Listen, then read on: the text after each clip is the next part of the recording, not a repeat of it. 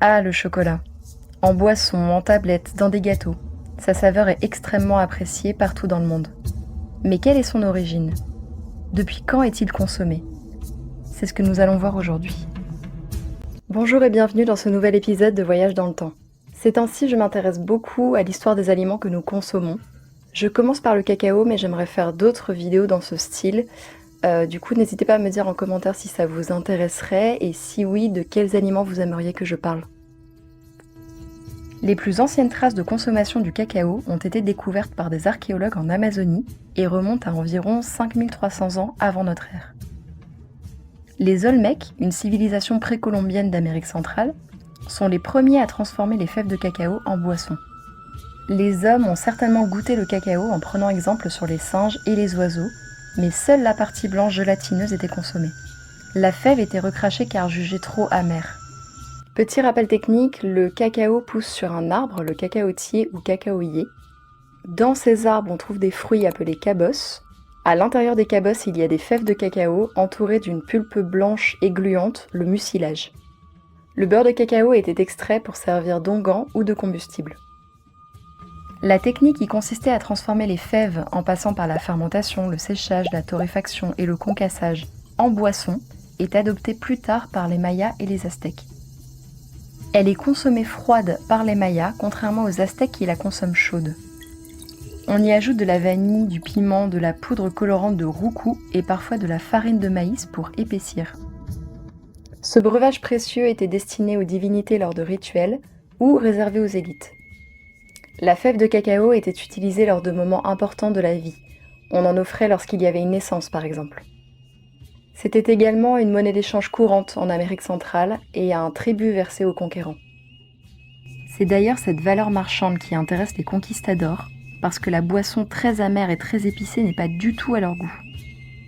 À la fin du XVIe siècle, Hernán Cortés écrit à propos du cacao à Charles Quint et lui envoie une cargaison.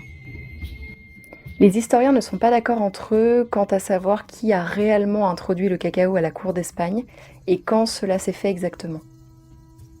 On sait que des fèves étaient déjà présentes en Espagne au milieu du XVIe siècle, mais n'ont pas suscité un grand intérêt. Ce qui va rendre le chocolat populaire en Europe, c'est l'ajout de sucre, de vanille ou de cannelle. Le terme populaire est à prendre avec des pincettes, puisque la population n'y a pas encore accès. C'est une boisson de luxe très coûteuse, un coût qui s'accroît avec le sucre et les épices. Elle est réservée à la noblesse. En partant d'Espagne, le chocolat circule en Europe grâce aux marchands, aux moines et aux alliances. Au début du XVIIe siècle, c'est grâce au mariage entre Louis XIII et Anne d'Autriche que le chocolat est introduit à la cour de France. Elle apporte avec elle des fèves ainsi que des domestiques capables de préparer la boisson dont elle raffole. Le breuvage est popularisé sous le règne de Louis XIV. On lui prête des vertus aphrodisiaques et médicinales. Il redonnerait des forces et prolongerait la vie. Plusieurs personnalités célèbres l'apprécient. Richelieu en boit quotidiennement. Marie-Thérèse d'Autriche en consomme parfois jusqu'à 5 tasses par jour.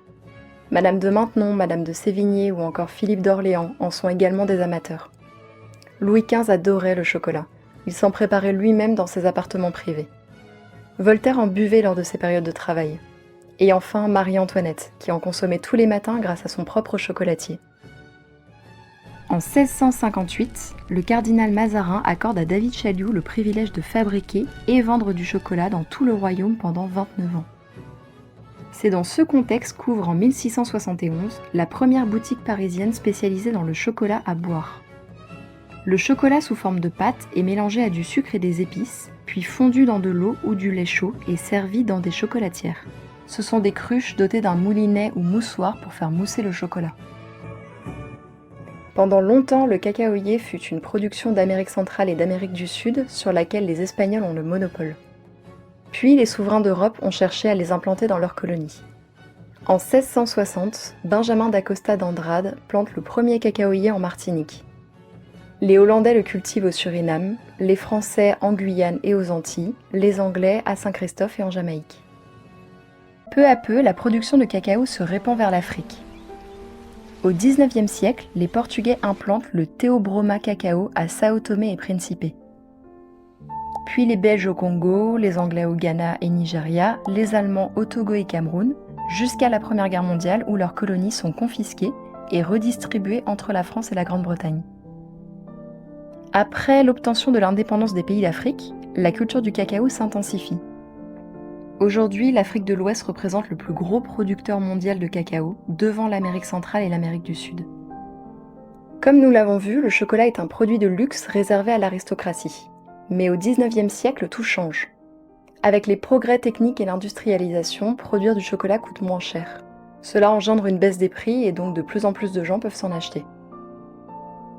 La demande explose et il entre peu à peu dans les foyers des classes populaires. En 1821, l'anglais Cadbury fabrique le premier chocolat noir à croquer. En 1828, le hollandais Van Houten met au point un procédé qui permet de séparer le beurre et la poudre de cacao. C'est le chocolat en poudre ou cacao hollandais. Les Suisses sont les premiers à créer le chocolat au lait et aux noisettes et bien plus tard le chocolat blanc. Les Belges, le chocolat fourré. Les Allemands, les pâtisseries au chocolat. Les Français, le concept de tablette de chocolat. Les industriels produisent massivement. De grandes marques se développent, comme Meunier en France, Cadbury en Angleterre ou Lindt en Suisse. Au XXe siècle, les industriels, à travers les publicités, font du chocolat en poudre une boisson essentielle du petit déjeuner. Trop d'enfants ne boivent pas assez de lait. Depuis 150 ans, Van Houten a aidé des générations d'enfants à boire du lait. Parce que depuis 150 ans, le bon goût de Van Houten n'a pas changé. Les enfants non plus. Le bon goût du cacao Van Houten fait boire du lait aux enfants. Aujourd'hui, le chocolat est l'un des produits alimentaires les plus consommés au monde. En France, la moyenne se situe autour de 7 kg par an et par personne. Cette consommation croissante n'est pas sans conséquences sur l'environnement. En effet, elle engendre de la déforestation au profit de monocultures, une énorme demande en eau, ainsi qu'une grande empreinte carbone due à la transformation des fèves de cacao en usine et à l'acheminement du chocolat dans les différents pays du monde. J'espère que cette vidéo sur l'histoire du chocolat vous a plu. Je vous dis à bientôt pour un prochain épisode.